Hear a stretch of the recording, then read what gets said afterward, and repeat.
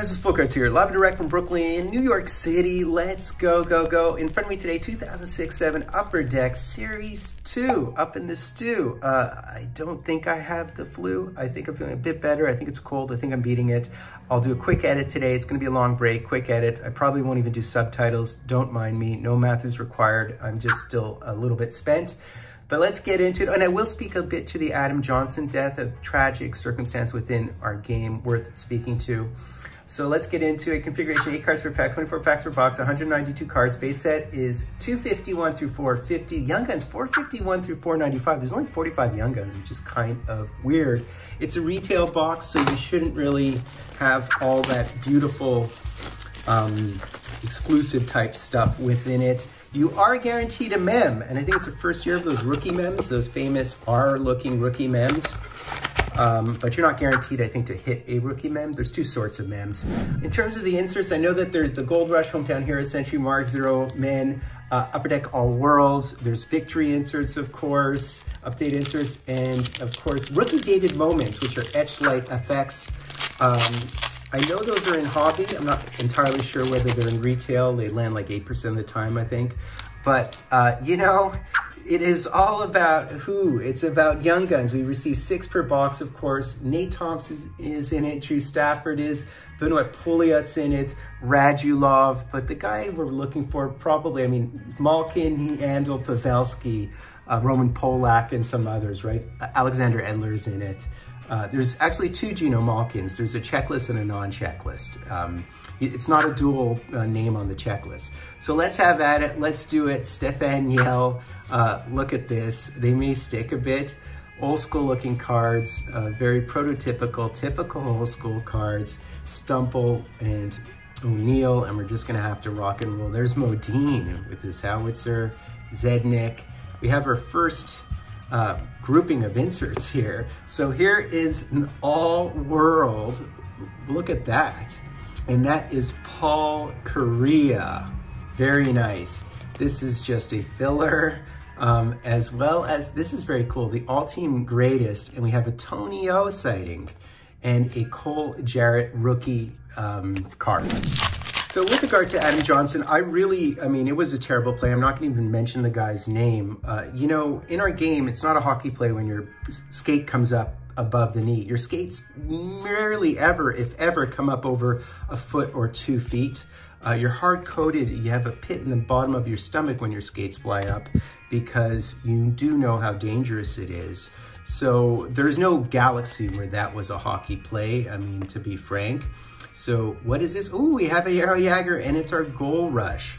I think I called it a Gold Rush, but of course it's a Goal Rush card, and we hit the Yarrow Jagr. Very nice looking card. Obviously sort of a Wild Wild West looking card, and the Ekman. Are they all thick?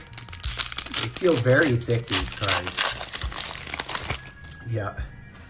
Todd Bertuzzi and Friesen. There's Sheldon Surrey, number 44 on your Habs, Rod Brendamore, and Radek Bonk, his stint with the Habs. And our first Young Guns, wow, our first Young Guns, and it's Mike Brown of your Boston Bruins. Very cool, I love it. And there's the Freddie Modine update card, Victory. And I think you guys in Toronto remember Mike Brown, because wasn't he with you guys? He was with Vancouver for a minute as well. So very interesting. All right, man, these are really, really hard to read as usual. I mean, it's one thing I would like to see in cards, them less busy and more easy for kids to imitate. I like also masks with very plain designs like Jake Allen's new mask. So, but, you know, there's Marc-Andre Fleury, Bobby Lou, Zdeno Chara, and our rookie is Jan Heda. So I'm a goalie. I played in Quebec, Lac Saint Louis. So the play I'm talking about, you guys should go look it up. It was basically a 2-on-2. I've heard people analyze it, say it's a higher danger chance. 2-on-2s are not high danger chances before you enter the zone. Before you enter the zone, it's just a 2-on-2. As a goaltender, all you're doing is squaring up. You're getting out to the edge of your crease, and you're just looking for a release point, and you're guarding against being screened. or deflections. That's it. It's not high danger from a goalie's perspective. What was so strange about it is the 2-on-2, the player who committed the criminal act, his guy was the guy without the puck. There is no hockey play on a 2-on-2 when you're covering the guy without the puck, even if they're about to cross over, for you to lunge with your knee and then leave your skates. Players don't leave their skates. That's why charging is a penalty. And you know, I've been playing my entire life, and I never, ever, even as a goalie with skates flying in the crease, I never, ever see skates above a foot or two, ever. And as I was saying, you know, as a player, when that happens, you get a sinking feeling in your gut because you know how dangerous it is. So I don't know about Priors. I'm not sure what he was doing, but I've never seen that. So this is the 0-man. Of course, we had goalies. Bobby Lou. Oh, so there's fillers in it. So maybe that would explain things. All right, I have to speed it up here because we'll be here forever. There's Cujo. There's a filler. And look at that, the Wayne Gretzky. Very nice, and it's the checklist, right? So Gino has a checklist, a Young Guns checklist, right? And continuing on, and we have the Lashoff rookie card. UC Markkinen, I think is who that was. Ole the goalie, a massive filler, just gigantic filler. Jiggy, Lankow, and we have a rookie of Lefidin. All right, we're looking for 2 Gino cards, or a Pavelski. I'd be just as happy with a Pavelski, of course. So there's a Gino in black jersey and a Gino in a white jersey. Continuing on. And these are, oh, so here we have, could it be the Keith Yandel? That's the one of the ones we want, right? So who is this? And it would be a Drew Larman Young Guns. Now, I do think, you know, people who've played with that guy take some responsibility. People played against him, because usually condition people to not play that way. I can tell you for a fact, I played in New York in some beer leagues, you know, after I sort of, you know, retired from when I played competitively. And it was really hard. And the reason why it was really hard is people who grow up in the States who haven't played hockey since they were like 2-3 years old, they don't understand a lot of the just basic mores of our game. There's the Alex Endler. That's awesome. So we hit the victory rookie of Alex Endler. That is great. So for example, you know, people would just dive on me in the crease and, you know, injure me. I got injured all the time when I played in these worse leagues because people don't know that you don't touch goalies. And we all get hard-coded in Quebec and across Canada, and people who play from a young age, that there's certain things that you can do and you can't do. And leaving your skates or your skates flying up in the air is just, it just never occurs. There is no planet where that occurs in our game. So when it does, it's absolutely intentional.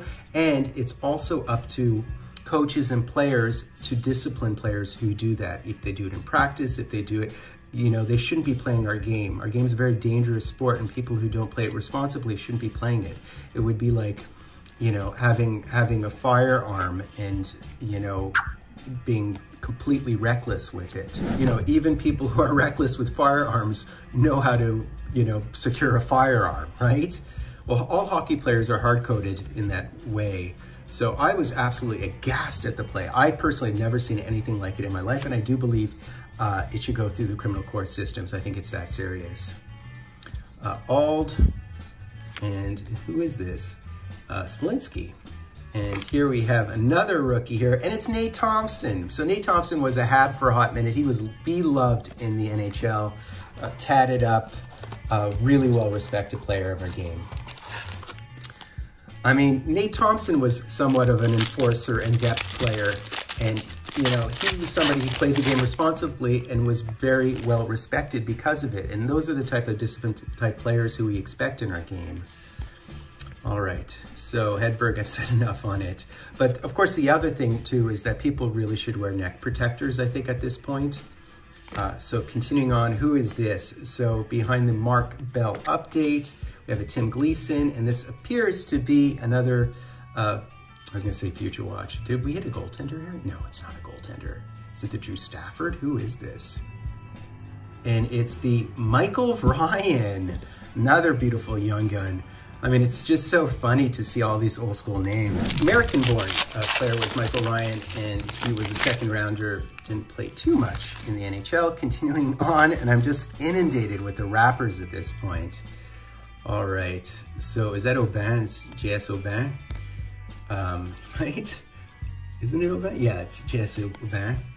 Continuing on, Hanzus, George Laraque. So there's another enforcer who's really respected in our game. And we do have an all-time greatest here of Marty. Beautiful Marty card. And another, there's the Drew Stafford, speak of the devil. Of course, Gino went in the 2004 draft, number 2 after Guess Who, OV, right? 2006 was the Eric Johnson draft, and when Jonathan Toews went 3rd, right? So there's Owen Nolan. I mean, it really is hard to read these bad boys for whatever reason. Nitamaki. And who is this? So that's very cool. So we have Milan Hajduk, and this is one of those hometown heroes actions, and Mike Sillinger. So I watched that play over and over again, and I just did not understand his body motion. I just, it was jarring to me. Even when he almost hit the guy he was supposed to take, who was his actual guy, if they were gonna cross over, the opponents were gonna cross over, he lunged knee first. And then he took a stride, and then he spun and lifted his leg in the air to make contact. I mean, just unbelievable stuff. Yeah, anyways, I really have said enough about it. It's terrible. Rest in peace is all I can say. And I think a lot of players will now start wearing neck guards. And I know a lot of people wear the Kevlar.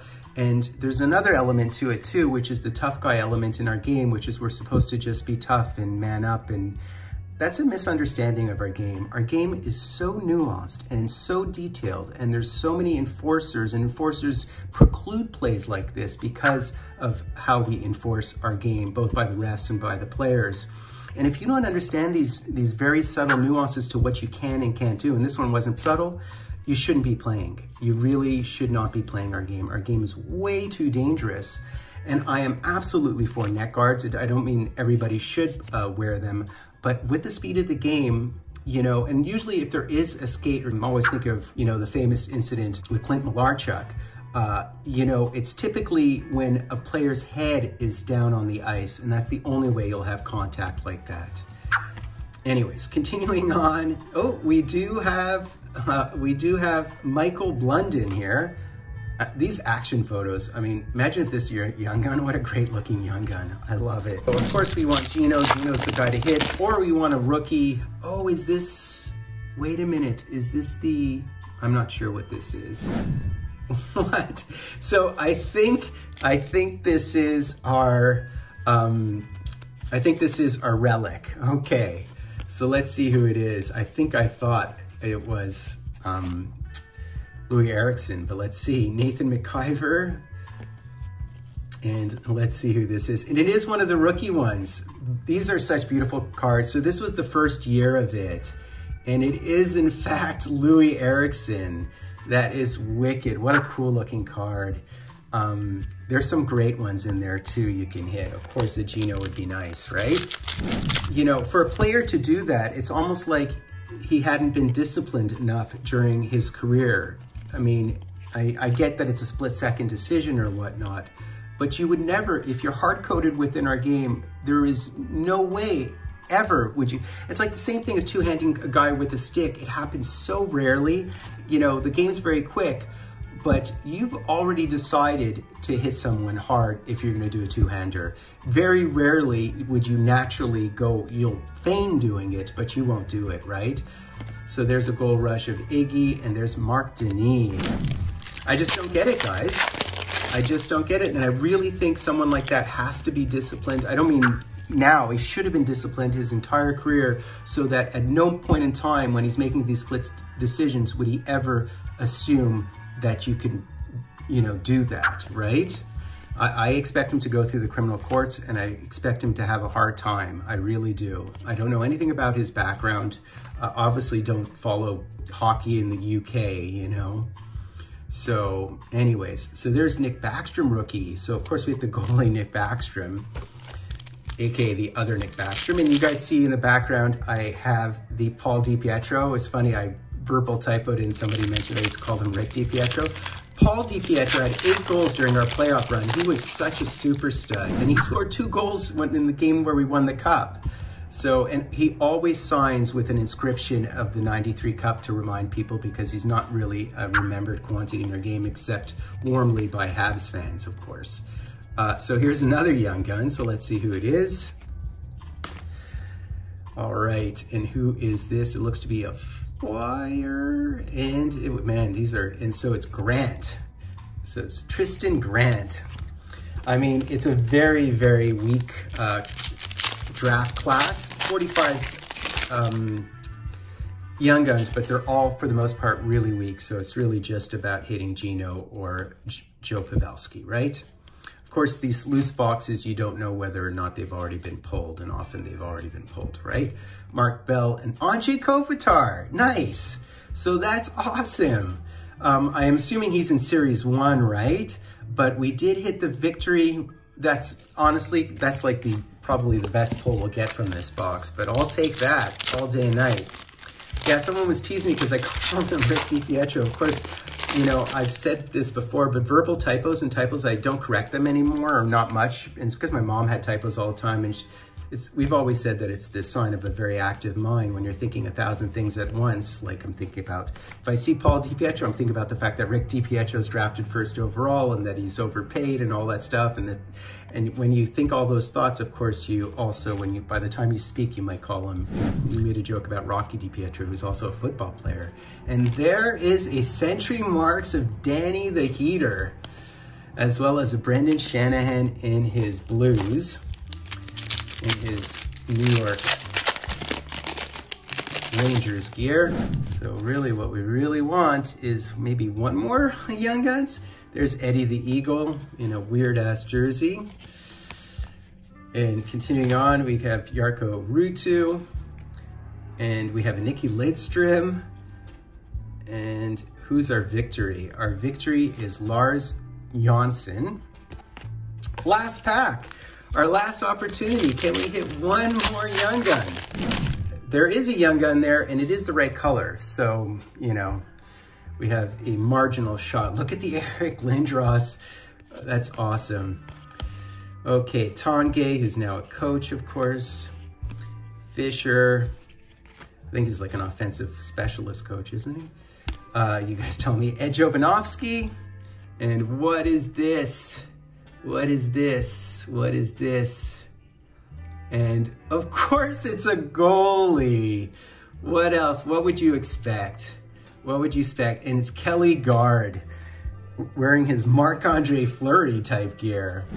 So that's basically it, guys. Let me know your thoughts on the Adam Johnson tragic death, and maybe your thoughts on neck guards and Kevlar and the hit itself. I'd be curious to know. I will be breaking Stature, and I will be breaking another box of 2023 Leaf Ultimate. Do me the honor of sub-liking, hashtagging Trident. I'm doing full cards. Check out my cards, by the way, on ComC. I'll be uploading some new cards shortly. I have new full cards live and direct from a place called Brooklyn, New York City.